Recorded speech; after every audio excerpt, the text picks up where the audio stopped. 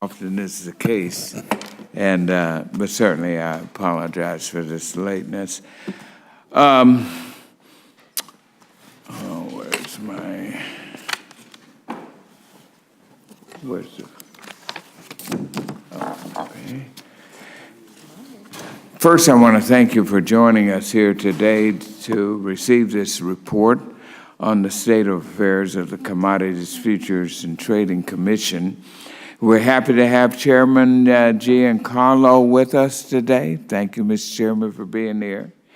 And as this is our first subcommittee hearing, I look forward to a productive Congress alongside the distinguished ranking member and my fellow Georgian, Mr. Austin Scott.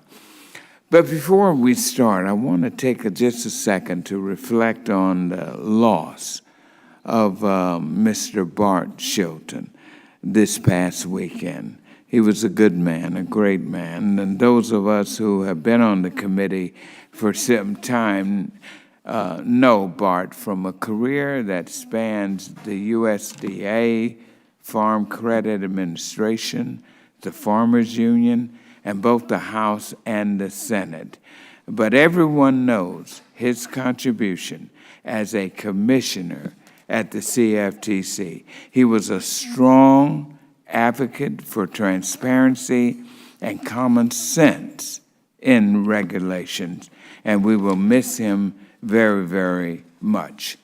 Now, the Cftc was established as an independent agency outside of the Department of Agriculture through the Commodities, Futures, Trading Commission Act of 1974.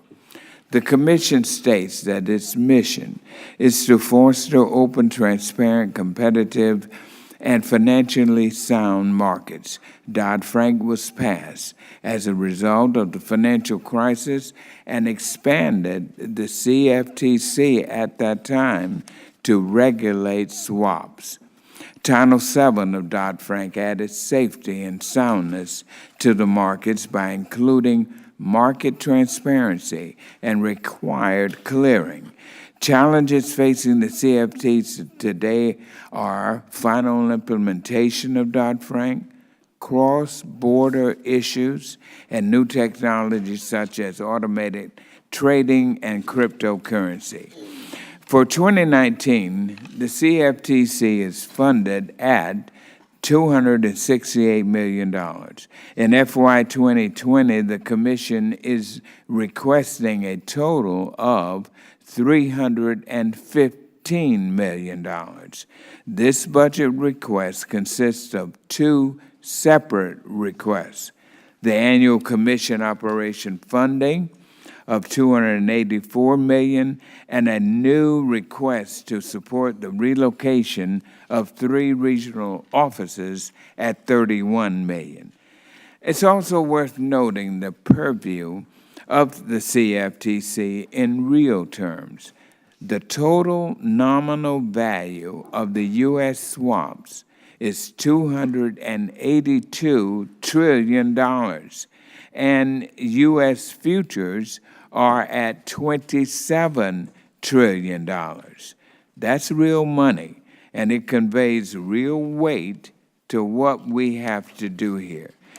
And for years, I've tried to draw attention to the very large job the CFTC has, and I've been a longtime supporter of increased funding for the CFTC, and I hope our subcommittee and the full committee and the entire Congress will see the growing responsibilities of the CFTC, and it's important that we give them adequate funding. Now, there is another issue I want to raise, though, and it's an important one. Yesterday, CFTC Commissioner Rostin Benham sent a letter to the CFTC's Office of Minority and Women Inclusion, detailing the diversity and representation profile of the senior and executive staff at the Commission. He lays out some troubling numbers and asks some very pointed questions And they are things that we're going to look into on this subcommittee. But let me say this, it's important. Diversity is our strength. It has been our strength from the very first foundation of this country. It will make the agency, the CFTC, stronger, not only by the varied viewpoints and backgrounds that women, LGBTQ employees, and employees of color bring, but also through the credibility that the agency will gain by accurately reflecting the diversity of our great country. Mr. Chairman, it is my hope that you will take your colleagues' thoughts and concerns to heart and move forward in a constructive manner on this very important issue of diversity. In closing, I want to recognize the work of our chairman, Chairman Giancarlo, and all that he has done, and the openness with which he has approached his interactions with me and with the committee. It is certainly a roadmap for a productive relationship that I hope subsequent chairmen will follow. Now with that, I would like to recognize my ranking member, the other distinguished Mr. Scott from Georgia, for 5 minutes. Thank you, Mr. Chairman. I want to congratulate you on the chairmanship, and we've had a great relationship for 25 plus years, and I look forward to continuing that. And some of the best discussions we have are in a Delta 10C and 10D seat, and a good opportunity for us to speak about things that matter on the way home to our state. So I also want to welcome the new members to the committee.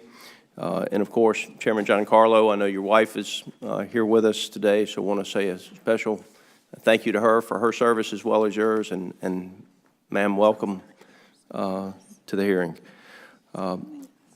Good to have you back here one last time before you and your family head back to New Jersey. Your service at the Commission has been honorable, and I want to thank you for that, and I've appreciated the opportunity to work with you over the last couple of years. We've got some unfinished business, reauthorizing the CFTC. This committee and the House of Representatives has moved in a very bipartisan manner 3 times in the last 6 years to send a bill to the United States Senate. Chairman Scott and I have worked together on that, as well as the other committee members, and here we are. We're going to do it again, and maybe the 4th time will be the charm. As you know, last year, Darren Soto and I introduced the CFTC Research and Development Modernization Act. The legislation would modernize the CFTC research and information programs and provide the Commission with new tools to engage with developers and learn about technology. This bill was developed in response to a testimony that you gave, Chairman, about the difficulty in engaging with the private sector. And I look forward to hearing more about the work you're doing to engage on fintech so that we as a committee can gain a better understanding of the needs of this bill as we work to refine it. So Mr. Chairman, over the last 5 years, you've been a consistent voice for reason regarding some of the most complex work this committee engages in. And again, I appreciate your steady hand in the negotiations over how to regulate cross-border derivative transactions and other complex issues. And while halting progress and moving goalposts have been frustrating for me to watch, it's been comforting to know that you've been our man in the room, and we look forward to your testimony on where we stand and what work your successor has left to do. For 9 years, we've been promising end users they would be held harmless as we impose new regulations to protect financial markets from opaque risk, and how we complete these international negotiations are key to that promise. So this is one of the most important facts this committee cannot forget. The markets must work for the people who need to manage risk. Chairman Giancarlo, in closing, I want to say thank you again. Today's hearing might be a little more like an exit interview than a typical hearing, but I think it's a good place to start this new Congress with all of our new members on this subcommittee. Look forward to your wisdom and leaving us with a bigger picture of the importance of these markets and the regulatory structure and getting it right. And so thank you again. Ma'am, thank you for being here. And Mr. Chairman, I turn it back over to you. All right, thank you very much. And now I recognize our distinguished ranking member, our distinguished former chairman, and my friend, Michael Connolly, for any opening statements that he would like to make. Well, thank you, Mr. Chairman. I would not normally say much at this juncture, given the good work that this subcommittee needs to do. But congratulations on you becoming the chair of the subcommittee. You and I worked in a similar role when I was chair of the subcommittee and you were ranking member, so congratulations on that. I appreciate your indulgence for letting me say a couple of words about my friend, the distinguished chairman of the CFTC. First off, Chris, thank you. Thank you for your service. Thank you for your diligence, thoughtfulness, and candor. And thank you for your relentless curiosity. And most of all, thank you for your bottomless reservoir of optimism. Everyone on this dais knows how hard it is to hold a position of public trust, but you never once have shown that burden. Rather, I've seen a man engrossed in understanding the burden of others and consumed with understanding how his work might ease their difficulties. I saw it firsthand when you came to San Angelo. Your speech lit up a room of oil men by connecting challenges found in the oil fields of Texas to financial markets in New York and around the world. And then you graciously talked to every person and shook every hand in the hour it took you to get out of the room. I also saw in the letter that you wrote to the Congregation for the Doctrine of the Faith at the Vatican. It's strange to think of a letter about derivatives as moving, but your careful explanation of why derivatives are important to the most vulnerable among us was a moving reminder about why these markets matter and why this committee should be diligent in its work in this area. I also want to thank your family, your wife Regina, your children Henry, Luke, and Emma, and recognize their role in your success. For the last 5 years, they've had to patiently share your time and attention with strangers. No doubt there may be some doubt. No doubt they're looking forward to having your undivided attention as you move into this next chapter.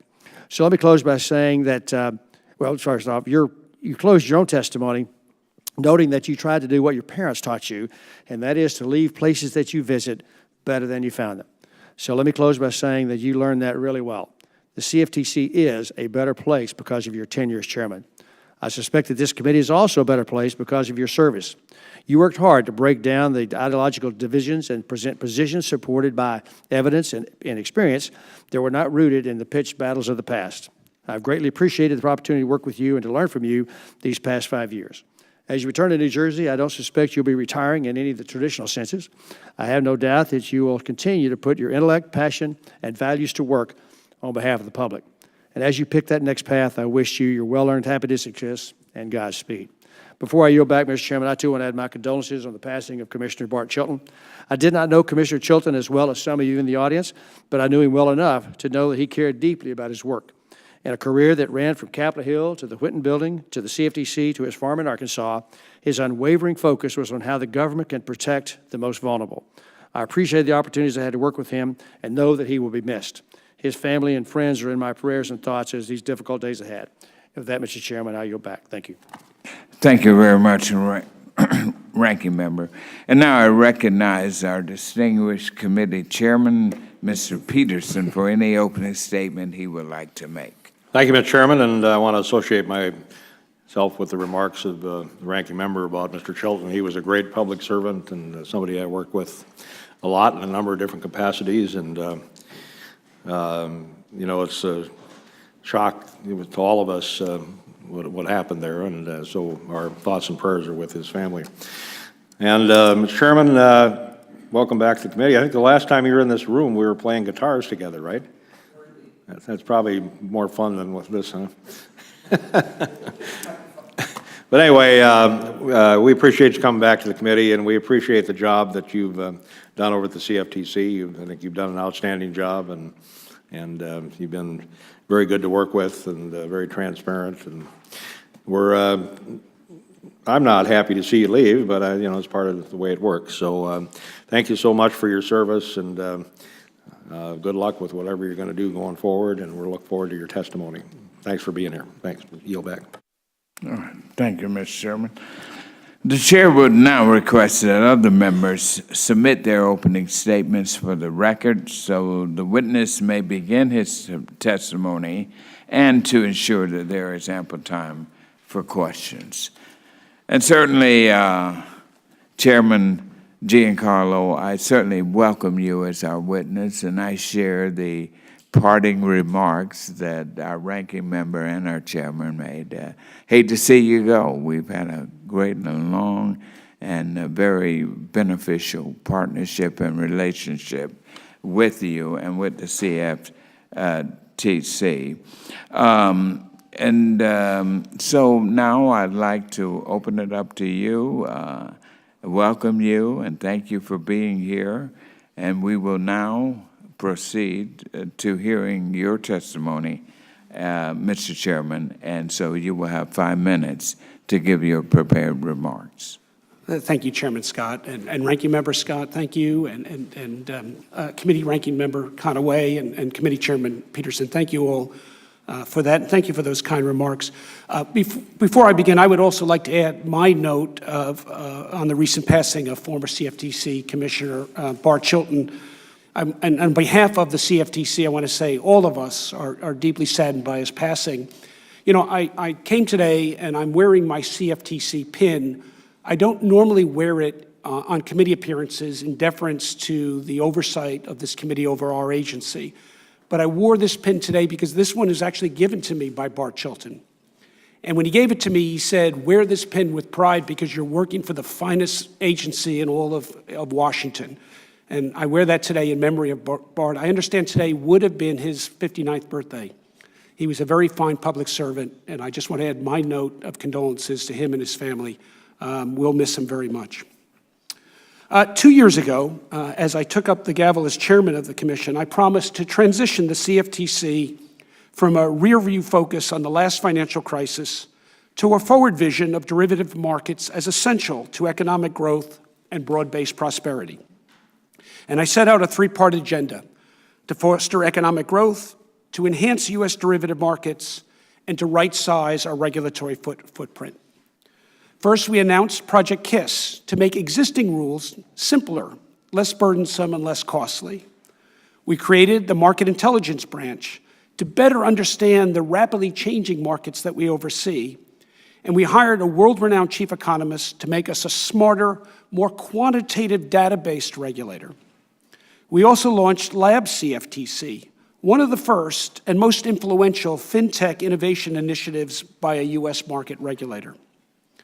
To enhance financial markets, we worked with other U.S. and overseas financial regulators to support bank capital requirements and leverage ratios that better balance systemic risk concerns with healthy economic growth. And we proposed a better regulatory framework for swaps trading and execution. We championed cross-border regulatory deference to competent overseas regulators while resisting global regulatory overreach. And importantly, we refocused our attention on agricultural commodity markets, the agency's traditional foundation. This year in Kansas, we held the CFTC's 2nd annual Ag Futures Conference along with K-State University. And we also hosted the first ever CFTC Ag Advisory Committee meeting held outside of Washington with all 5 commissioners in attendance. On behalf of the CFTC, I've been fortunate to visit agriculture producers in over 24 states, from South Dakota, Texas, Arkansas, Indiana, and Iowa, to Minnesota, Missouri, New York, Georgia, Mississippi, and Illinois. And I've walked in wheat fields and harvested soybeans. I've tramped through rice farms and beneath pecan groves. I've milked dairy cows and toured feedlots, and I've visited grain elevators and viewed cotton gins. And throughout, I've been moved by America's hardworking families producing food and staples from this abundant land. And it's for them that we've reset our regulatory footprint by conducting agency affairs with regular order and procedure, with thorough econometric analysis, and a reduced docket of new rules and regulations to be absorbed by market participants. But at the same time, we've been resolute in holding market participants to the highest standards of conduct. In fact, by any measure, enforcement has been among the most vigorous in the history of the CFTC, including more enforcement actions, more penalties, more large-scale matters, more accountability, more partnering with criminal law enforcement, and more whistleblower awards than in any prior year, in fact, in the entire history of our whistleblower program. By almost any measure, we've been enforcing the law with determination and with gusto. Our goal has been to run a professional operation keenly responsible to the American taxpayer, who are our ultimate shareholder. Looking back, I feel we've stayed true to this agenda. Now, looking forward, before I leave the Commission, I intend to maintain a steady but brisk course, advancing policy proposals on cross-border regulation and position limits, to progress rule harmonization with the SEC, to stay focused on initial margin implementation and the move away from LIBOR, and to defend our markets against threats, whether those threats are cyber maliciousness or a result of geopolitical events such as Brexit. If I've been consistent in anything in my almost 5 years at the CFTC, it's in voicing the value proposition of derivative trading markets as foundational to U.S. economic health and broad-based prosperity. Robust markets for commodity and financial derivatives make it possible for Americans to find plenty of food at stable prices in our grocery stores, affordable energy to warm homes and drive cars, and steady rates to pay home mortgages and invest their retirement savings. As I end 5 years on the Commission, I remain a champion and defender of free market capitalism, the disciplined and independent financial regulation that safeguards it, and the outstanding work of the CFTC. I greatly appreciate the thoughtful oversight of this committee and this subcommittee, and I'm grateful to my wife and my family for their love and support. And I thank God for the blessings of having led the fine men and women of the CFTC and having served this wonderful country. Thank you very much. And thank you, Chairman, for that very informative and indeed touching presentation. It's evident of why many of us hate to see you leave. Great experience. I'd like to start, and I'll start with this question. I have long been concerned and worked with you, as you know, through the years on our cross-border. Right now, our derivative swaps, that area is valued at over $820 trillion piece of the world's economy. But we need to get our arms around this issue with Brexit. Yep. It is presenting some very troubling winds that I think we need to look at. And I've done some background on it, but I'd like to get your perspective on this whole issue and the impact on our markets and our market participants. This Brexit thing keeps worrying me. My understanding that, of course, the United Kingdom is in the middle of what I call a drawn-out, bitterly difficult divorce from the European Union. And Prime Minister May has negotiated a withdrawal agreement with the EU last year, but Parliament has voted it down 3 times, even though a UK exit without an agreement promises nothing but chaos. The EU gave the UK an extra 6 months to come up with a way to leave on negotiated terms. But so far, there is no deal, much less any consensus on how to move forward. So, Mr. Chairman, during your negotiations with the Europeans on swap trading venue equivalents, you have been closer than anyone here to the process of the UK leaving the European Union. It seems that there is a desire in Europe to make it pretty hard on the UK for deciding to leave the Union. Have you seen any of those attitudes bleeding into your discussions on equivalence? Thank you for the question. It's a very complicated subject, as I think you've outlined in your remarks.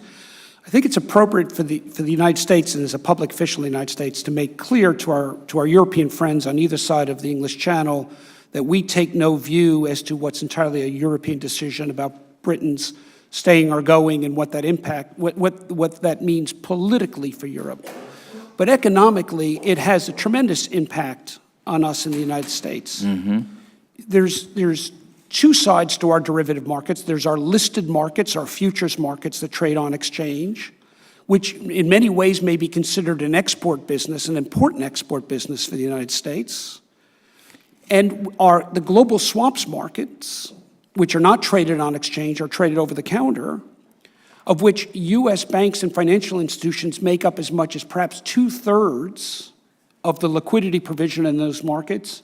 And yet that entire swaps market is centered in London. London has emerged over the last several decades as the servicing center of this global swaps market that in your remarks you referred to in the hundreds of trillions of dollars in gross size.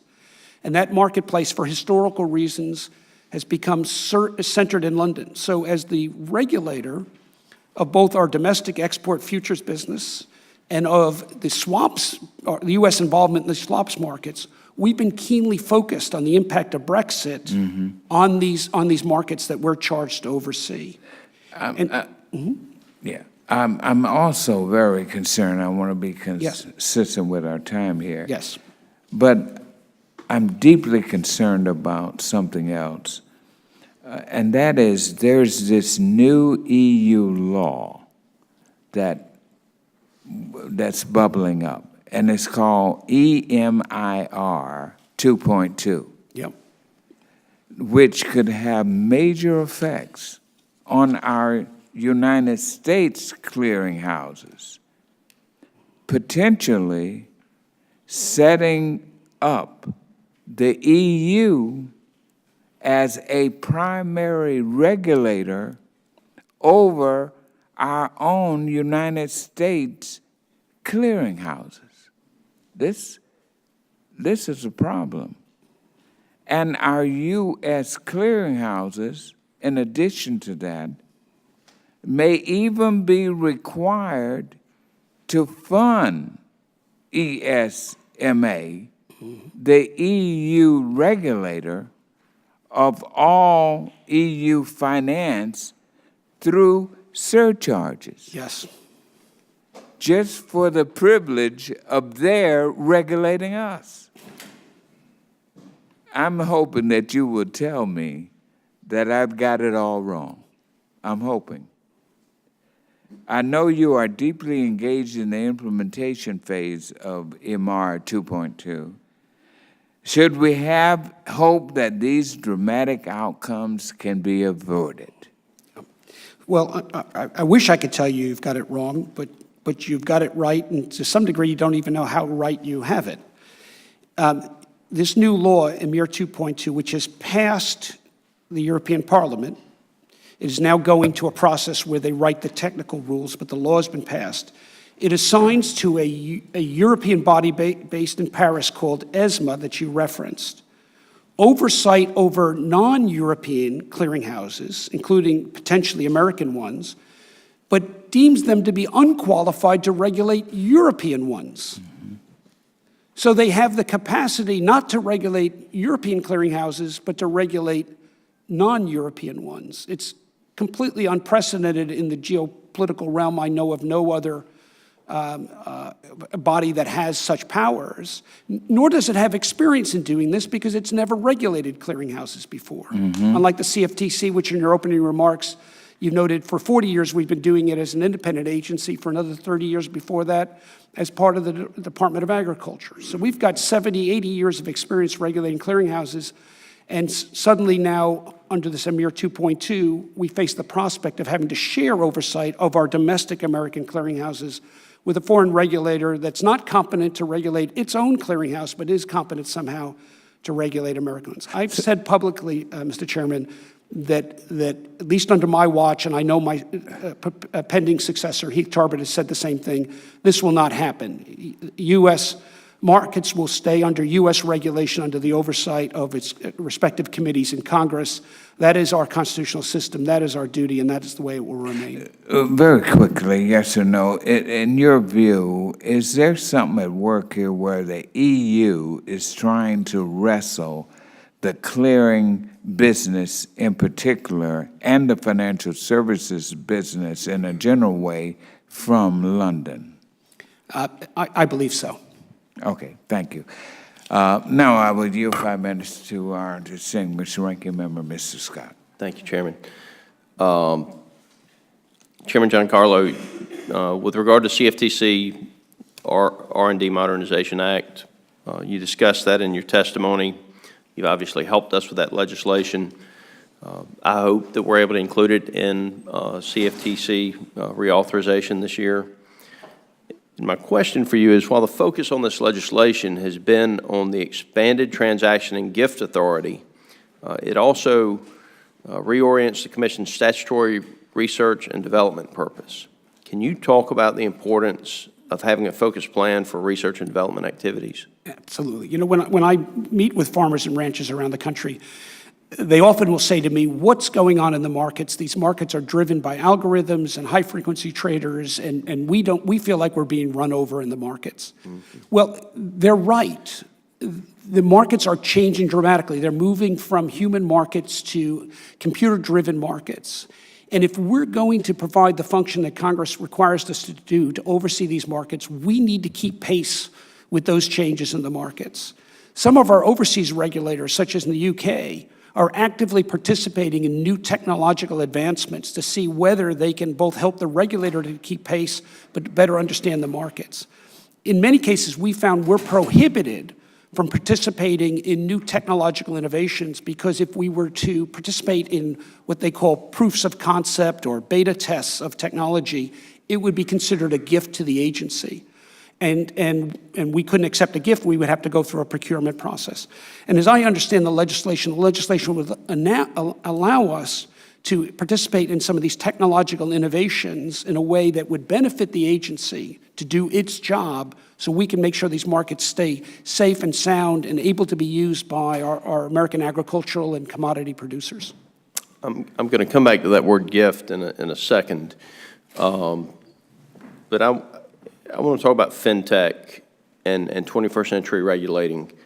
Can you talk more about Lab CFTC with regard to the R&D Modernization Act and how it can help the agency explore new tools that will help improve the regulatory and oversight activities?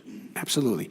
So as I say, things are rapidly changing. Just as in every element of our lives today are going from analog to digital, so are our markets. And there's a lot of innovation going on right now, and innovators will come to the agency and often be faced with regulators who are familiar with a rule book, but not necessarily familiar with their technological innovation. And Lab CFTC allows us to have a dedicated team within the agency that are familiar with some of these technological innovations that can help translate the language of innovators to language we are traditionally used to in our markets.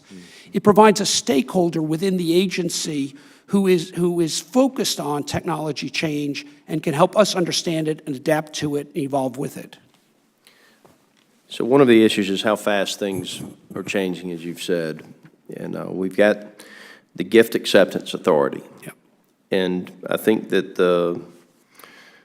those three words perhaps give a false impression of what is actually happening when somebody shares something with the Commission. Can you talk about what a gift is in the context of the Commission's budget and what sort of a gift the Commission is seeking to accept to further its research and development mission?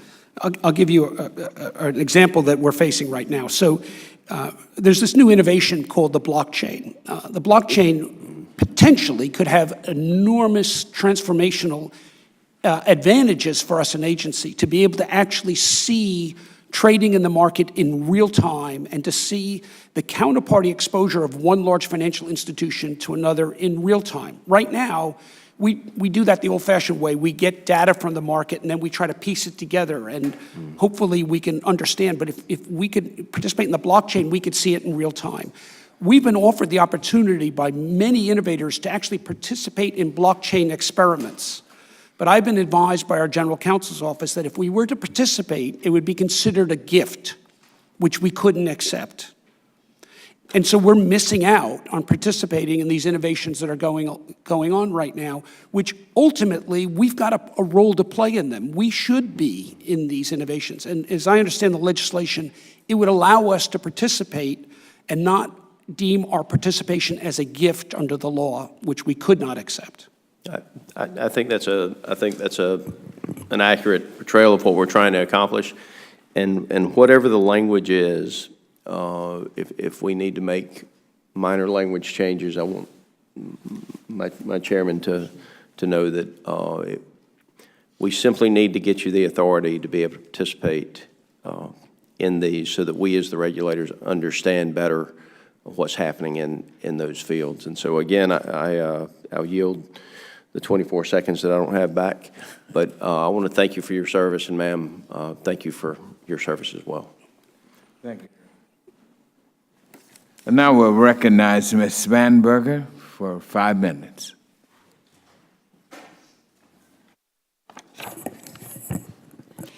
Thank you very much, Mr. Chairman, for being here today. And thank you to the chair. I spent most of my career as a CIA case officer, and as someone who's been deeply involved in counterterrorism efforts, I know how vital it is to follow the money, and how these efforts can illuminate and track down terrorist groups and prevent future attacks. A recent RAND report concluded that if a future cryptocurrency provided better anonymity than Bitcoin and became widely adopted, it could be particularly useful for terrorist organizations and therefore make it much more challenging for our intelligence and law enforcement agencies to counter. The current U.S. regulatory approach to cryptocurrency is a patchwork and involves SEC, IRS, DOJ, Treasury Department, as well as the Cftc. What would you say is the biggest gap in cryptocurrency regulation right now? And do you think new regulatory authorities are needed to address the security concerns surrounding cryptocurrency? So the gap right now are spot cryptocurrency platforms for spot, not derivative. Cryptocurrencies, non-ICOs. That's the gap between ourselves and the SEC that exists. Now, FinCEN examines them for money laundering purposes. There is state regulation that is partial, not comprehensive. But we do not regulate non-derivative trading platforms. We don't have the requirement that they register with us or subject to our oversight and supervision. So that is the gap that exists. Okay. Would you make any just broad brush generalizations of recommendations of where we could close that gap and how, from Congress's perspective, we could, anticipating future concerns, be able to address those gaps? Yeah, so if it's on the derivative side, as it is with Bitcoin futures, we've got it, and it fits within our traditional capabilities. If it's security, if it's like a security, then the SEC has it. So we work very closely with the SEC. We have an ad hoc working group on cryptocurrencies, and I could see how that ad hoc working group could be further developed into something that could be more routine if it were adequately funded by Congress, and could, with some extension of jurisdiction, legal jurisdiction, could take a more active role on those spot exchanges. Right now, we don't have the legal authority and we don't have the resources, but with resources and authority, that's something that could be developed. Thank you very much. My second question, switching gears, is talking about LIBOR. With the transition from LIBOR to SOFR as the new recommended benchmark being voluntary, I am particularly concerned about farmers in my district, in Central Virginia, who have loans based on the LIBOR. based on LIBOR, as well as other constituents who have business loans, mortgages, and student loans that are currently based on LIBOR and could be affected by this transition. I know that the CFTC's Market Risk Advisory Committee has been working on this transition, and based on the current state of their work, what is the plan to make sure that these transitions happen smoothly, to communicate these transitions, and to provide stability for farmers, homeowners, and others who might have loans based on LIBOR? Yeah, thank you for that. It's something we've been very focused on, and the work of the Market Risk Advisory Subcommittee on LIBOR has been doing some great work in this area, as has a number of work streams, both domestically and internationally. If I can just take a moment, because your constituents probably wondering why we need to move away from LIBOR. Well, LIBOR was something that was started 30, 40 years ago when banks actually financed themselves by lending to each other in overnight markets. Over the last several decades, that's dwindled down to less than a dozen trades a day and less than $1 billion dollars worth of trades a day of banks lending each other. Banks simply don't finance their operations with overnight lending anymore. They use repo markets and other longer dated instruments. So there's virtually no LIBOR market left, and yet we have trillions of dollars of loans, some to your constituents, that are based on a rate that doesn't, on a market that doesn't really exist anymore. It's like a house that only has one stone left as its foundation and could collapse at any time. And that's why, in an act of, I think, great responsibility, world financial regulators have said, let's not wait till the crisis happens, let's take steps in advance of the crisis to move to another rate. And the rate that's been selected through a combination of regulators and industry is called SOFR, the Secured Overnight Rate, which is based upon how banks actually do their overnight funding, or their dated funding, their lending funding, their repo funding. It's a much more stable rate. It's now been tested. And to get to the answer to your question, there's been a lot of development on it. Our exchanges at the CME and ICE have launched futures based on this, so there'll be some pricing point references for the new rate, and it's had great success in the development of that. An organization called ISDA, the International Swaps and Derivatives Association, is working on protocols that the marketplace will use for how the transition works. And there is a timeline. We're in a very critical phase, but I must say every milestone that's been set has either been reached on time or early so far. The public-private partnership to move away from LIBOR is working very well. There's more mountains to cross, but we've crossed many so far, and I'm optimistic we will get there within the next several years. Thank you very much. I yield back. Thank you. Now we'll recognize Mr. Crawford for 5 minutes. Thank you, Mr. Chairman, and Mr. Giancarlo. Chairman, thank you for being here.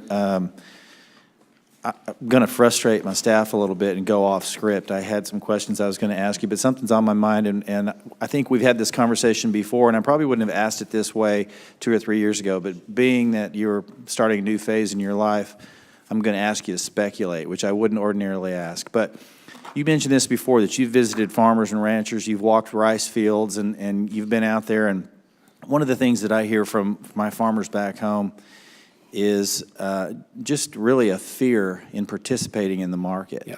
And so, to me, what we've lost, and the irony of the fact that this is the Ag Committee, and this is the kind of thing that we're supposed to be talking about to provide a level of support to our farmers and ranchers who provide the very food and fiber that we rely on. But we have blocked them, in effect, from participating in what is, I think, the quintessential capital market and the free market tool that they should be using to secure their production. And so when I suggest to farmers, you really need to rely on a hedge instrument. Primarily, I suggest options, because the fixed cost nature of options and their ability to you don't have to make margin calls, and there's a level of security there. And they're just afraid. And what that contributes to is, I think, greater volatility. And what it points to, and you mentioned this before, is, we've got algorithms and we've got hedge funds and we've got all these other things that keep farmers from participating and being a part of price discovery, which they relied on up to really just not that long ago. but they're afraid to get in it. And I wonder if you can offer some suggestions or some reassurance on how we get farmers back in the market, creating that liquidity, and I think stabilizing the market basket. Thank you for that, and I'll let me free think on this because it's the essential question. When you put it very well. These markets serve two purposes for our commodity producers: to hedge their risk, price risk for the most part, and to provide a stable price point. So even if they're not engaged in the markets, when they go to the grain elevator, when they sell their production, they're looking at a price point that comes out of the exchanges, and that's where they're negotiating price on, and they want to know it's a reliable price. They want to know these markets are not manipulated, whether they've been manipulated by old-fashioned bad guys or whether they've been manipulated by algorithmic trading or other new technologies in the markets. And that's what keeps us at night at the agency, is thinking about how are our markets changing, and are they changing in a way that is distorting either that price discovery point or the ability to hedge production. And they are changing rapidly, just like everything else in our lives, whether the way we hail a taxi today or book a hotel room, our markets are going through that same digital transformation. And it's a force much bigger than any of us. It's not like we're going to get out there and say, stop, these markets have to stay analog, because we'll get run over. We can't stop it. What we have to do is understand it. And we have to stay in pace with it, and then see where, if there's distortions, where they are, and take steps to address it, which is why we need this new authority so we can be involved in all these technologies. But our farmers and ranchers are smart people. I mean, they know things are changing. They can sense it all around them. Sometimes when I talk to them, I feel like I'm talking to somebody who could be a car driver driving a Ford Pinto down a 2019 highway and getting passed by much faster vehicles, much more vehicles that can turn on a dime, can stop on a dime, and that's what these algos allow their users to do. It's not just about high-frequency trading.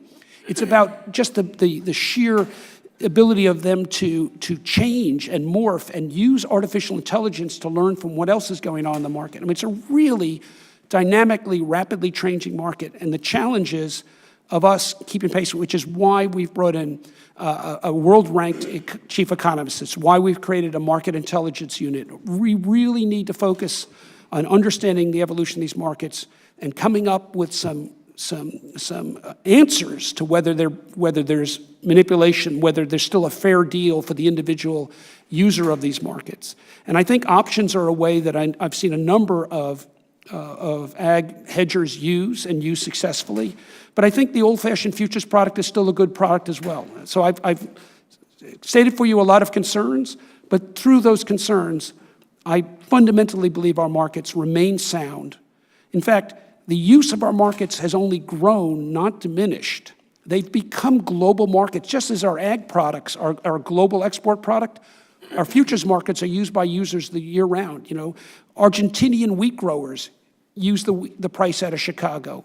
Brazilian cattle farmers use the live cattle product. I mean, our markets have only grown in global stature despite all these changes. So it's a complex area. It's been my great pleasure to focus on it for the last 5 years, but these challenges are not going away. They will remain and they will grow. Challenges and opportunities, I should say. Let me thank you for your years of service, and to you and your family, wish you all the best in your future. Thank you, Mr. Crawford. And now recognize the gentleman from New York, Mr. Maloney, for 5 minutes. Thank you, Mr. Chairman. Nice to see you again, Chairman Giancarlo. Last year, we heard from the former Chairman Gensler and your Chief Innovation Officer. We heard from you a couple weeks later on the subject of cryptocurrencies, and you touched on this with my colleague from Georgia. But I wanted to invite you to say another word on this subject. There's still a lot about it I don't understand, but I'm very interested in it. And I'm interested in the issues that it poses for capital formation and risk transfer. I'm interested in the impact it has on the capital and derivative markets. Like you, I believe it's transformational and presents an enormous opportunity, but it comes with some opportunities to screw it up as well. So I'm hoping you could say a word. There was broad agreement last year that the Cftc has a greater role to play here, and that's going to require some changes to the Commodity Exchange Act. Could you say a word about that and what changes we should be considering to the CEA? So I don't, there could be some changes in terms of jurisdiction, as I mentioned before. I think our existing tools, though, allow us to oversee areas of cryptocurrency derivatives. As you know, we have cash-settled cryptocurrency derivatives that have come through our process and have worked quite well. In fact, the San Francisco Fed did a study that said that more than anything else, it was the launch of CME's Bitcoin future that popped the Bitcoin bubble. And I take great satisfaction in that, because the knock on regulators coming out of the last financial crisis is that they didn't see the bubble building and they did nothing. Well, in the first post-crisis bubble that we saw in 2017 in Bitcoin futures, it was actually a market-based product overseen by our agency that did more than anything perhaps to correct that bubble. And so I think that's an area of some satisfaction. We do find the issue of physically settled Bitcoin more of a challenge, because it comes down to where are those Bitcoins housed in a physically settled Bitcoin. And the way our statute works is, while we have oversight over clearinghouses, when it comes to actual custody, it's usually done through state-based organizations, banks or trusts. And so physically settled presents more novel challenges for us, which we are working through a number of applications right now. I'm not sure we need new legislation in that area, but it's something that if we did, we would certainly come to. Just because I have limited time, you wouldn't make any changes to CEA? I do think we do need to think about the spot-based exchanges, but for derivatives, I don't have any recommendations to make at this time. And what about the potential for a race to the bottom if the U.S. doesn't lead in this, and we see, international markets regulating in an inferior way? And could you also say a word about how we can assure people that this is something that's good for them, for their families? There's a tremendous lack of understanding about the nature of cryptocurrencies. I think some of the press around it has been quite scary in terms of its ability to kind of facilitate wrongdoing. The old Silk Road website, the rest. Can you say a word about sort of concerns about race to the bottom, number one, and number two, about just how we assure people that this is something that's good? Yeah, so I think we have the challenge of both a race to the bottom with some jurisdictions. We also have a race to the top with some jurisdiction. France, for example, has just put forward a very forward-looking new law, the PACT Act, on encouraging coin offerings to take place under French law. And there's a number of other jurisdictions. Germany's looking at one right now. So I think there's both challenges to us in the United States that this may develop offshore in a way that would be hard for us to control, and our citizens could be taken advantage of in race-to-the-bottom jurisdictions. But I think there's a challenge that other jurisdictions will come up with some really good legal protocols that will attract business that will then miss out in the United States. The reason why I think cryptocurrencies, crypto assets are here to stay is because I think a good portion of the globe, maybe a third or more, does not have a functioning currency. And you're already seeing new payment systems outside of our bank-based payment systems take place in places like Southeast Asia and others. And I could see how crypto assets could be perceived in many parts of the world as far more stable than the nominal currency used by their governments. If you visit parts of the developing world, their local currency may be sufficient to buy vegetables in the local market, but if you want to buy a Toyota, they won't accept the local currency. They're going to require a hard currency like the dollar or the euro. And yet I could see where those jurisdictions could go to a crypto asset-based currency. So, we're in a dollar-based jurisdiction. We don't often think about challenges to the dollar, but I think long-term, there's many parts of the globe that are searching for something that's electronic, that's stable, that's mobile telephone-based, and I could see where you could see crypto assets taken off in many parts of the globe. Thank you. Yield back, Mr. Chairman. Now I recognize the lady from the Virgin Islands, Ms. Paskin. Is that it? Oh, I'm sorry, Ms. Roger. That's all right, Mr. Chairman. My apologies. Thank you much. Mr. Chairman, let me add my voice to those who have thanked you for your service. It's been very, very commendable, and really appreciate you being here today. Late last year, you proposed a significant overhaul of the swaps trading rules. I know this is an area you feel very strongly about and have worked very hard to be thoughtful and deliberate in your approach. I'm interested in two particular aspects of your testimony, the reliance on staff interpretations and guidance and the potential impacts to liquidity during a crisis. First question, can you elaborate on which parts and how much of the SEF trading rules are dependent on staff interpretations and guidance? And then why should we be concerned about that? Well, thank you very much. So I think broadly, whenever regulators operate through no action relief or staff guidance, that makes it easy for large institutional players in the markets to hire the lawyers necessary to parse through those no action relief and know what they can do and what they can't do. But it makes it very hard for new entrants in the market that may not have those type of big law firm resources to go and know where the law is. And I think that it's always better to have our rules clear and easily understandable. Our SEF regime right now is held up in a whole range of key areas by a series of no action relief, by a series of staff guidance, and in many cases by simply staff forbearance of enforcing some of the rules. And so my SEF proposal would be to incorporate all those into the proper text of the rule and to make it clear. But it also would make our system, as I believe Congress intended to be, much more flexible in approach. The current rule set really, I think, flies in the face of the clear instruction of Congress for flexibility. It's very prescriptive, and it's overly based upon the listed futures market. But I think more broadly, our markets compete on a global basis day in and day without markets. And why shouldn't we have the best regime? I've always said the goal is not to have either the most regulation or the least regulation. That's a false argument. We should have the best regulation. We should have a regulation that attracts new entrants, new business models. You know, since our rules went into effect, we've had no new entrants come into this space. We've had no new trading protocols. We've had no innovation. And as Americans, to have no innovation just goes against our nature. It goes against who we are. And I'd like to bring innovation back to this area of the market. So there's some market participants, obviously, that suggest the proposed changes would impose significant cost on them. What are your views on, rather than having a major overhaul, having more of a targeted approach? Yeah, so there are those who believe we can tinker around the edges and just take some of that no action relief and codify it. But we're still left with a regime that's overly prescriptive, a regime that's based upon the wrong model, which is a listed exchange model. And I think a regime that would really squelch innovation as the current regime is done.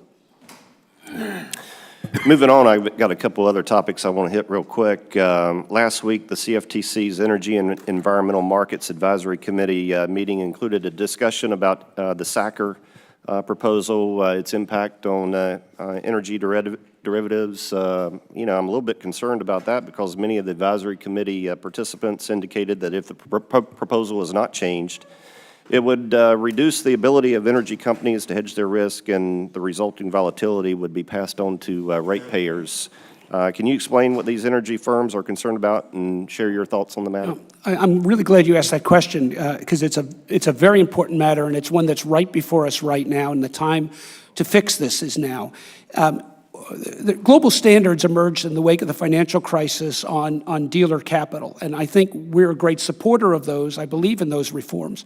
But in some cases, U.S. regulators have gold-plated those international standards and added additional requirements on top of them. In the case of what's called the supplementary leverage ratio, our U.S. prudential regulators at the Fed, the FDIC, have gold-plated those standards, and the OCC have gold-plated those standards by adding an additional 40% capital requirement on energy, and not just the more volatile energy products, but also in some relatively stable price points like natural gas. And this gold plating is not borne out by any type of data that shows it's necessary.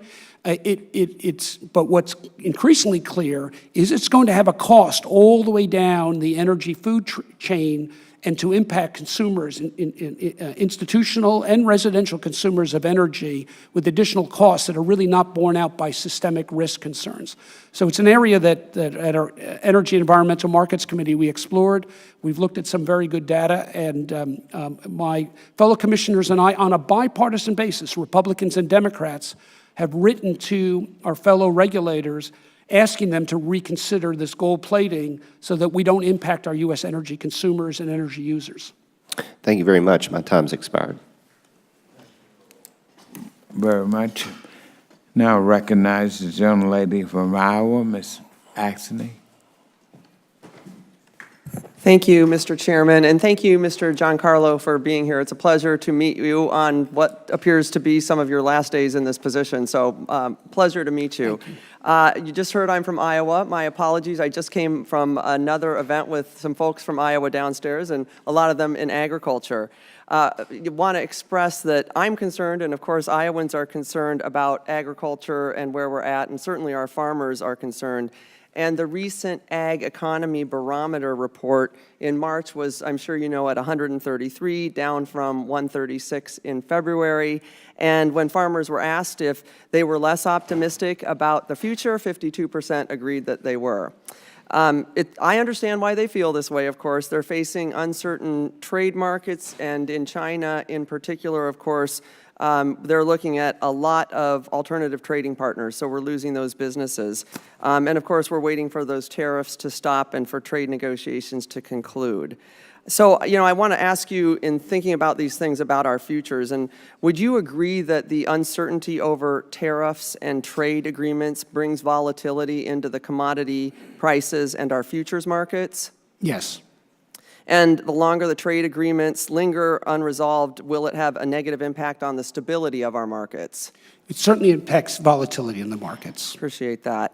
And of course, we've seen a devastating increase in small refinery exemption waivers from the renewable fuel standard, and that absolutely affects our ethanol supply in Iowa. And are you seeing impacts from that in the futures market? Well, we're certainly seeing impacts from in ethanol in the recent flooding that's been devastating for the area, and transportation costs have had an increasing impact. One of the things we do at the Commission is we look at our commodity prices daily, and we do a weekly recap every Friday, and we look at all the impacts that are triggering volatility, whether they be tariff issues, whether they be political risk, whether they be weather-related risk. And it's not ours to determine whether the price is right, but we're always searching to see what are the shocks to the marketplace, and how is the market processing those inputs to make sure that the price establishment is fair, so that producers can rely on the price signals that come out of our markets and rely that they are accurately reflective of all the externalities that are impacting those markets. Okay, appreciate that. Thank you. Moving forward, while prices for Brazilian biofuel, for example, have increased by 19%, ethanol futures were down for June by about 1% for 2019. And as we know in Iowa, we just talked about where ethanol goes, that's where corn goes. Yep. And as of, I believe, April 23rd, speculators held a net short position of 322,215 futures and options. Which is the U.S. Commodity Futures Trading Commission data that they reported. And this figure obviously measures the difference between bets on a price increase and wagers on a decline, and that's been the most negative, as I know you're aware, since 2006. Are you concerned about the impact that U.S. trade and policy decisions are having on the markets you oversee? Yeah. So let me distinguish, again, part of our discipline is it's not to determine whether a given price is a good price or a bad price for producers. I know prices affect producers, right? But as a markets overseer, what we're looking to see is whether that price discovery mechanism is accurate. It may be accurately setting a low price, which may be disappointing to many, but if it's an accurate price determination, then we've done our job. And so we're always looking at the range of externalities. We're looking at factors. And analyzing whether the market is doing the right job of establishing it, including the different roles of different participants in markets, whether they be speculators, whether they be natural hedgers, whether they be large merchandisers. We're always looking at the different roles at different, and I'm confident that the market is providing its essential function of working through all those inputs to come out with an accurate price point. Now that price point, we know that prices have been falling in many commodity markets for American producers for the last several years, and in some cases, that may be almost reaching economic crisis point for many. But our job is to make sure, whatever the price is, it's fairly arrived at, and our markets are doing their job pricing it. I appreciate that. I have lots of questions I'd love to ask you, but let me just close. Obviously, we also have ag land that's declining in prices, so I look at all these variables as creating volatility for our futures, and I'd ask you, as I go back this weekend again and talk to the farmers in my district, what should I tell them about their confidence in the markets right now? Well, I think you can tell them they should have confidence in the markets. Now, they may not like the price signal coming from the market. I understand that. My experience with meeting America's farmers and ranchers is an enormous amount of respect and sympathy for the challenges they face. I think they have some of the most challenging jobs in our country, but I believe our markets are sound and operating effectively. I will let them know. Thank you. Thank you, and now I recognize the gentleman from Florida, Mr. Dunn. Thank you very much, Mr. Chairman. Thank you, Mr. Giancarlo, for your time and effort here, not just today, but also in your agency. You've written extensively about the importance of derivative markets and how it protects consumers from price fluctuations in everyday items. I believe you have found a balance between smart regulation and over-regulation, over-burdensome regulation, and I think our country's better for that attitude. And it's when we get this wrong, it's not just bankers who suffer, it's actually the farmers and ranchers who depend on the stability of those derivatives to make a living. And I know that you have worked with SEC, Chairman, to prioritize the coordination, the harmonization of the rules that you share and swaps and hedges, and I wonder if you could describe to us the to-do list you have worked on, what you've checked off, and also what you're facing now going forward. Yeah. So when I came into the chairmanship 2 years ago, one of the true disappointments I had is there was no harmonization effort ongoing between our two agencies, and yet there's so much. So many points in which our agencies have either overlapping or very close jurisdiction that require almost a continuous process. And so Chairman Clayton and I, one of our very first meetings, we sat down together and said, let's create an ongoing harmonization process, both in our policy areas, but also in things like our enforcement areas, things like our response to new emerging technologies like cryptocurrencies. And so we have a number of ad hoc working groups. One is to look at policy harmonization, rule harmonization, and that we have each nominated members of our commission. So in the case of our agency, it's Commissioner Brian Quintens, and at the SEC, it's Hester Peirce, who lead this process of looking at policy harmonization. But then our heads of enforcement have a regular ongoing meeting to talk about enforcement cases. And we've done more partnering with the SEC on enforcement matters in the last 2 years than I think has been done in the history of our two agencies. And then also in the area of new emerging things like cryptocurrencies, where we've coordinated virtually every step we've made. We just last week put out an advisory to retail participants in cryptocurrencies to warn them about some of the risks in this area, and it was coordinated between our two agencies. So we've got an unprecedented level of cooperation. Now, in terms of actually policies, there's several challenges. One is in areas where our rules are set and their rules are set, and they may have different approaches. How do we bring them closer together? We're working on that in a number of areas that would require us to make some changes, for them to make some changes, and I'm hoping that we're on the verge of doing that very soon. The other area is in new policy matters. So, for example, the SEC right now is working on some capital rules and margin segregation rules. And we have already our rules in place. So we've been working with them to bring their rule set closer to where ours are so that when they go final with it, it's much more harmonious. And I think you'll also see some action on that with any bit of luck, even before I leave the commission, but certainly sometime this summer, I would imagine those will be finalized. Thank you very much for that. Also, I want to thank you for the improved economic analysis that you've made a cornerstone of your time as chairman. I think good data can solve a lot of disagreements. Regarding that, as we contemplate the reauthorization of the CFTC, are there any statutory changes that would help support you with this high-quality research and analytic work on economics at the commission? Yeah, so no statutory changes, but I think that the future for the agency has got to become what I call a quantitative regulator. We have got to be able to do data analysis on a par with the most sophisticated firms operating out of Silicon Valley in California, whether they be Facebook or Google. We've got to be able to do data analysis on billions and billions of data sets and on trillions of dollars of markets to truly take our place as the foremost global regulator of derivatives.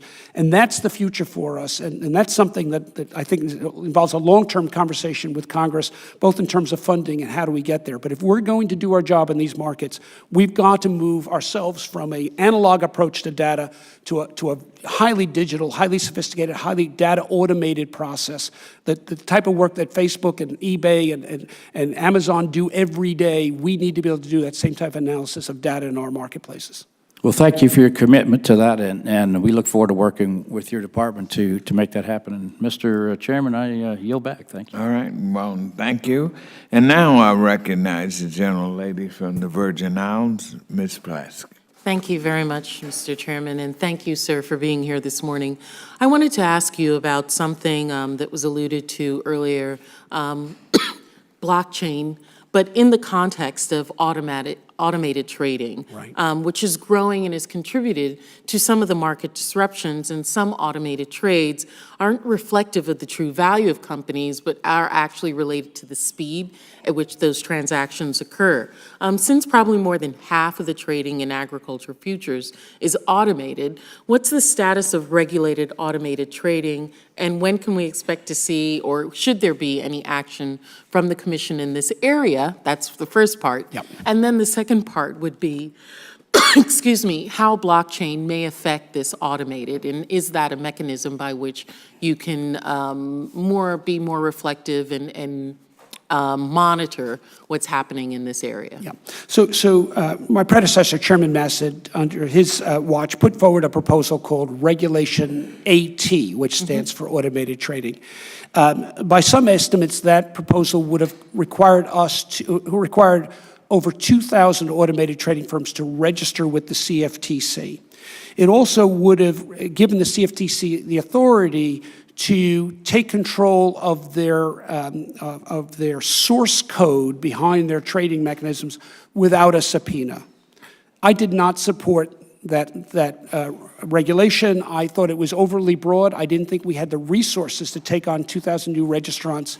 And quite frankly, I thought that the taking source code without a subpoena was frankly unconstitutional.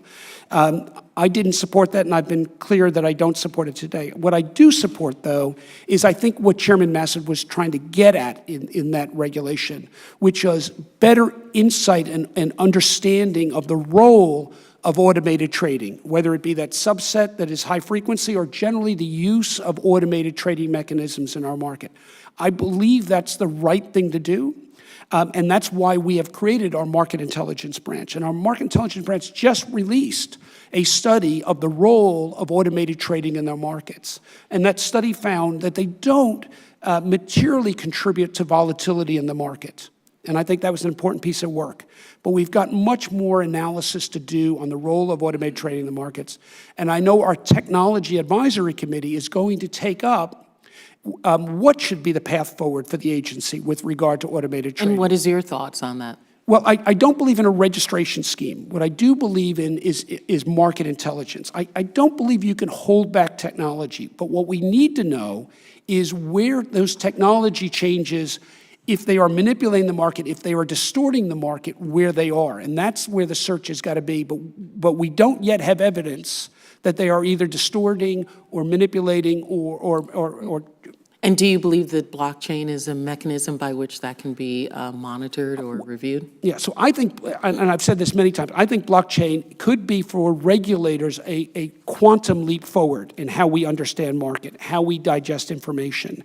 And so I'm a big supporter of the use of and development of blockchain in the regulatory process. So in utilizing blockchain, you know, it's often attached in discussions to cryptocurrency and bitcoins. Yep.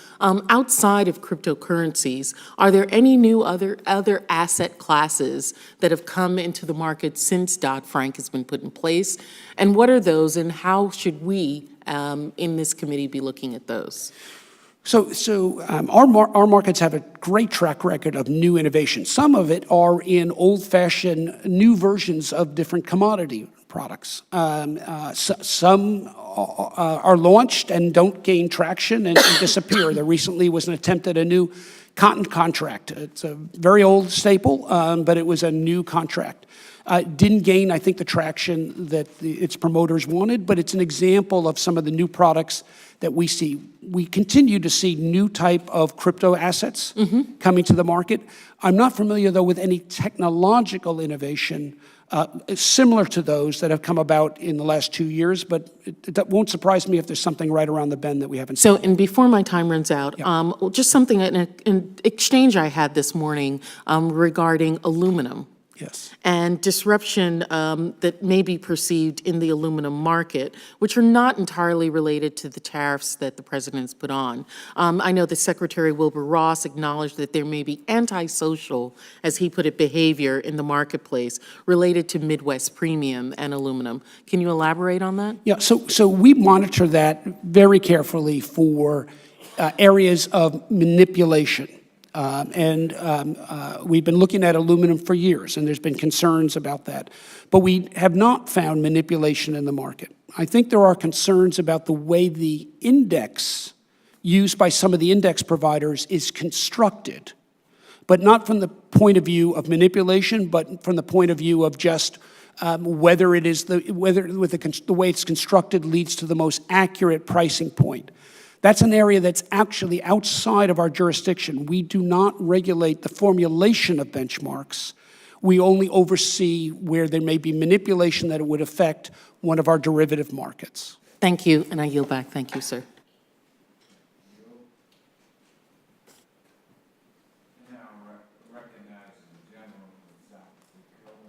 Johnson, 5 minutes. Thank you, sir. I do want to save a couple of minutes for us to talk about the Sacker method, Mr. Giancarlo, but I want to give you an opportunity for 1 minute or two to talk a little bit more about Brexit. In the interest of time, the chairman had to cut you off. So maybe round out your answer a little bit and end with any sense of whether or not, you know, the end users could be impacted by Brexit. Yeah. Well, I think that if London is substantially destabilized as the global processing center for derivatives, for over-the-counter swap derivatives, which is an enormous market, whether measured in notional or even net terms. There's something like 17 to 20 net notional of derivatives cleared in London. That is something that would work its way all the way into the real economy. It would affect interest rates. It would affect everything in the real economy. So we're very concerned and very focused, and we've taken a bit of a leadership role on this area at the Financial Stability Oversight Council of alerting them to concerns we have as to the destabilization of London. If that business were to leave London, it's a question of where it would migrate to and how that would be done. You know, we view the dollar and dollar-based instruments as a global currency and global instruments. We believe our markets are export markets.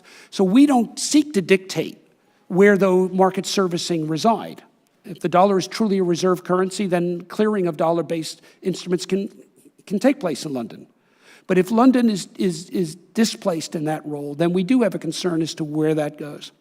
And are there speculation about the 2 or 3 most likely homes? Well, as the chairman noted, I mean, there certainly have been efforts out of Europe to force relocate some of that to the continent. London is unique in its skills, in its historic, in its common law based, in its ability to innovate. I'm not sure there's any place else in Europe that quite matches it.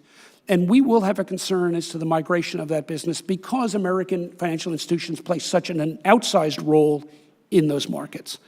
We're also concerned about efforts by our colleagues in Brussels to expand their jurisdiction over institutions outside the EU. As I say, we've got a long history of successful oversight of our domestic clearinghouses. Our domestic clearinghouses did not fail during the financial crisis. And I think some of that was by strong oversight by the committee that I have the honor to serve. And we would be very concerned about a new regulator without a track record of regulating these markets suddenly asserting their jurisdiction to do so here in the United States. Yeah, I think that's well said. I do want to shift back to the SACR role, and I was impressed by the letter that you and your colleagues sent. I share your concerns with regard to the proposed rule and its impact on the supplementary leverage ratio. I was just mystified that you had to send it at all. To me, it's as clear as day that the proposed rule, if not changed, the real negative impact won't be to the big banks or the big boys and big girls that sometimes are made out to be boogeymen, but rather to low-volume traders, manufacturers, community banks, producers. Give me some sense. I know you've had some conversations with Vice Chair Quarles. Do you get the sense we're making any progress? Well, so I'm loath for me to criticize any other agencies. I know how challenging it is to run an agency. But in my conversations with the head of those agencies, they understand the issue. I think the challenge is in moving a rule change through and the bureaucracy and the challenge of doing that. And I can sympathize with that. I know it is. But as I said earlier, the time is now. We've got to get this right now. And no other important economy outside the United States has done this gold plating the way we have. There's no need to do it. Very well said. Thank you for your time today, sir. Mr. Chairman, I yield back. Thank you very much. And now we'll recognize the gentleman from Indiana, Mr. Baird. Thank you, Mr. Chairman. And Chairman Giancarlo, we really appreciate you being here today and appreciate your testimony. I understand that your tenure with the Cftc is ending in the next few months. So what I want you to know is it's very important to Hoosiers, and I can assure you that farmers and small business owners greatly appreciate all that you and everyone else at this Cftc has done to ensure that a robust derivatives market is available to Indiana business owners and farmers who want to really manage their risk. So I've heard the statistics about reductions in FCMs or future commission merchants, including that nearly half have left the business in the last 2 decades. And so I'm concerned about the lack of FCMs, particularly those that have previously served our small end users, especially those rural communities and agricultural products. So my question is, really 2 questions here maybe. What does an FCM play, what role does an FCM play in this derivatives ecosystem? And then what's the impact of fewer FCMs on market participants, especially our farmers and ranchers? Well, the short answer to your question, FCMs play a vital role in connecting end users to our marketplaces. They are the gateway from the farmer in his cab who's looking to hedge his harvest time price risk to that futures market. So they play a vital role.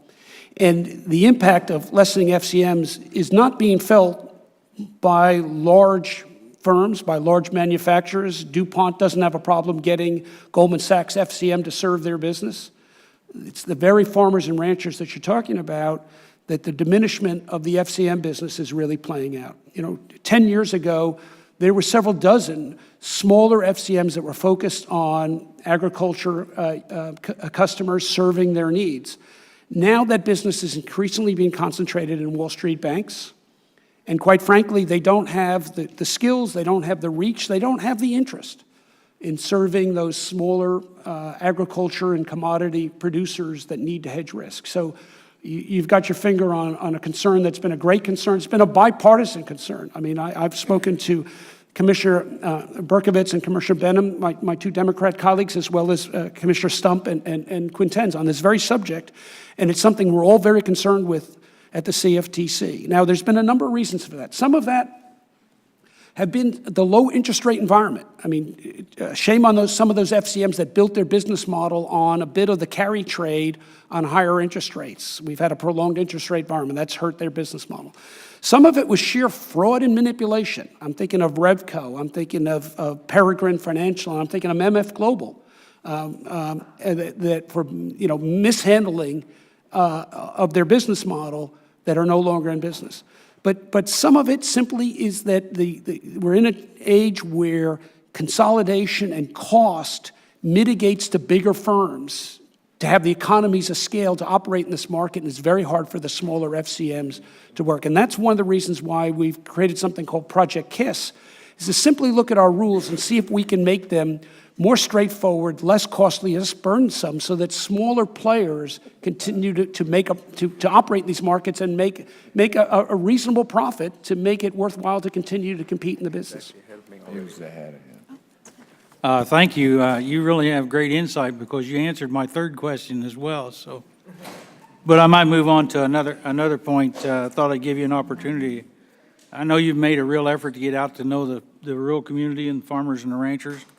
And so would you want to just make a comment or two about the topics and the agenda that was at the Agriculture Commodity Futures Conference in Kansas, just to give us a feel? Yeah, one of the things we looked at was the dwindling number of FCMs and whether there are ways we could find to do our part to perhaps lessen some of the burden for them. We also heard from our large agricultural exchange, the CME, that talked a little bit about how their algorithm works. And that's of great concern to a lot of producers to understand better the markets they participate in. And then we also talked about the role of these markets in setting price for spot markets. You know, it's interesting, and I think it's something folks don't readily understand. It's actually the derivative markets that set the price that takes place in the cash or the spot market. And that's why the job we do is so vital to make sure our markets serve in a way that's free of manipulation, that they provide accurate prices, so that at the price in which a farmer takes his production to the elevator or wherever the point of sale is, that he knows the price he's getting is a fair price. Thank you very much, and I yield back. Thank you, and now we'll recognize the gentleman from Kansas, Mr. Marshall. Yeah, good morning, Chairman, and if I ask you a question that you've already answered, you'll have to forgive me, the typical morning running back and forth to another committee hearing. First question, could you just maybe provide a little bit more information, specific examples of how you're committed, the CFTC, to focus on the agriculture sector, just to communicate a little bit more with my folks back home? Well, so I'll start with our very recent Ag Commodity Futures Conference, which took place in Kansas City, but not just any Kansas City, but Overland Park, Kansas. And the K of that K-state was Kansas State. And the K in that K-state was... Just in case anyone would think it was Kentucky or some other state that started with a K. Indeed, it was Kansas State.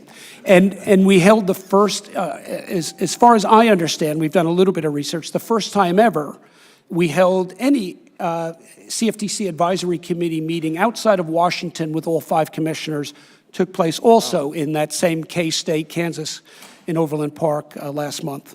But that's just 2 very formal things. What we've tried to do is really readjust the tone at the top.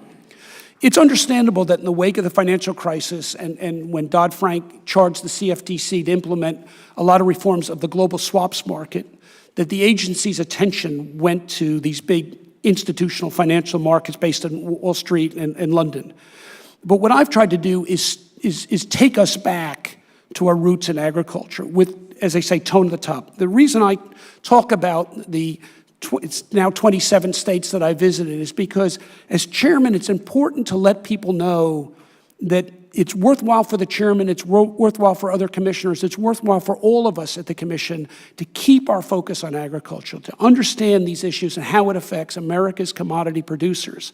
And so it's tone at the top. It's the tone that comes from a phone call from me down to one of our analysts that's looking at the live cattle contract to say, when was the last time the exchange looked at that? What questions are you answering? Because I just came back from a meeting, it may have been South Dakota, may have been in Kansas, with ranchers, and they're concerned about the delivery point. They're worried about other features of the contract. So what are we doing? Can you meet with me next week? And it's that type of constant asking questions, letting the entire agency know that agriculture remains front of mind for all of us, from the top of the agency all the way down to the bottom. To me, it kind of reminds me of fundamentals. In sports, we talk about blocking or tackling, and agriculture is still the blocking, the tackling, the fundamentals of what you all do. And it's so important to my providers back home, my producers, as well, use you guys as a management tool to almost like an insurance product in many cases. Congressman, can I just say one quick Absolutely. thing? So in our seal, you'll see in the center of our seal a plow. And in our Kansas office, we have in our lobby area that exact same plow, which was purchased in a sale on a Kansas farm that was owned by one of our Kansas City employees. And when people come in our office, they have no doubt about the fact that agriculture is front of mind for us, because there's that plow right in the center of our lobby area. Yeah, it's a great story. Reminds me of a story. My brother has the tractor that my grandfather traded in a team of mules for back in the 1950s. So it is a great part of our history. Let's go back to the big event, the Kansas State University event, CFTC event in Kansas City. And my producers were asking me about spoofing. And I got to be honest, I wasn't aware of what spoofing was, and maybe you can elaborate what it is, and is it prevalent? How's it impacting the market? Maybe just give me a little insight on spoofing. Yeah, so spoofing is one of a dozen or so practices that have been present in markets since the beginning of markets and have always been considered to be an inappropriate behavior. In some markets, they're banned, in other markets, they're shunned, but spoofing is the practice of a market participant posting a series of buy orders to sell orders that they have no intention of ever fulfilling in. It's just to attract other market participants to move in a certain way, and then as soon as they do, those bids and offers disappear. Dodd-Frank made them illegal in our markets, and we have pursued that authority with gusto by the agency. I prosecuted a number of spoofers and take our new authority quite seriously. How common is it? The more successful we are at prosecuting them, I'm hoping it becomes less and less common. Yeah. Thank you so much, Chairman. I yield back. Thank you very much. And now we'll recognize Mr. Bowser. Thank you, Mr. Chairman. Mr. Chairman, as we've talked about in length today with you about this committee has voiced its growing concerns over the European Union's proposed legislation, which would attempt to apply the EU law to U.S.-based clearinghouses, which are already very competently supervised by your agency. I wanted to start by saying thank you first for all your work in that area. And this was a concern of mine, though, back in 2015, and I appreciate your efforts to forge a new consensus on these difficult cross-border issues. But can you share with us more detail about what you understand the joint statement that you signed with the EU on March 13th to mean, and what, if any, action the CFTC or the European Commission agreed to furtherance of this statement? Yeah. So that statement was done after the European Union adopted its law. And I met with our colleagues in Brussels, and they said, well, our law is passed. And I said, well, where do we go from here? And they now have what's called their level 2 text, where they negotiate the technical details. And I said, we would like to participate in that process, but we'll only participate on the basis that the starting point for discussions is our 2016 agreement, which we reached with the European Union. It was a notable accomplishment by my predecessor, Tim Massett, and it was one that we believed should stand the test of time. We never expected 18 months later we might be in a position to renegotiate it. And as I told my European colleagues, where I come from, a deal is a deal, and you don't get to renegotiate it 18 months later. But we will participate in those discussions on the basis that the starting point is the 2016 agreement. And that's really what was reflected in the statement that we put out with the European. And it was important to send a signal to our colleagues back at home, our exchanges and our clearinghouses, that while we're good corporate citizens on a global stage, we will always negotiate in good faith. We're clear as to where we think the starting point of the next phase is. Yeah. Well, one idea, that I've long supported is reciprocal recognition of rule sets. So the market participants on both sides of the regulatory border are afforded the similar relief. Do you think that reciprocal recognition of equivalent rules is important to the cross-border regulation framework? I do, and I believe actually that's what was implicit in the 2009 Pittsburgh Accords, where global authorities of the G20 agreed to adopt certain agreed reforms, but to do so in a way that was not identical, was appropriate for their local jurisdictions, but in a way that was comparable with one another. And I believe that where a jurisdiction, be that Europe, Britain, Singapore, Hong Kong, et cetera, have adopted the core reforms, done so in a way that's suitable for their market, but provided they reach the same outcomes as our reforms, then I think we should defer to them for supervision of their markets, and they should defer to us for supervision of our markets. And I extend that to our approach to clearinghouses as well, clearinghouse supervision. Thank you, and thank you for giving testimony, Dave. With that, I yield back. Thank you. Thank you very much, Mr. Boss. I want to thank you, Chairman, for your excellent testimony here this morning. And it is a testimony to your brilliance, your intellect, your experience. And I want you to know that particularly our subcommittee may want to have you on call. I'm very serious about that because we are faced with some very, very serious issues, and you have a wealth of experience that will be sorely missing. And because this committee is going to be tackling, we're going straight ahead into some very serious issues.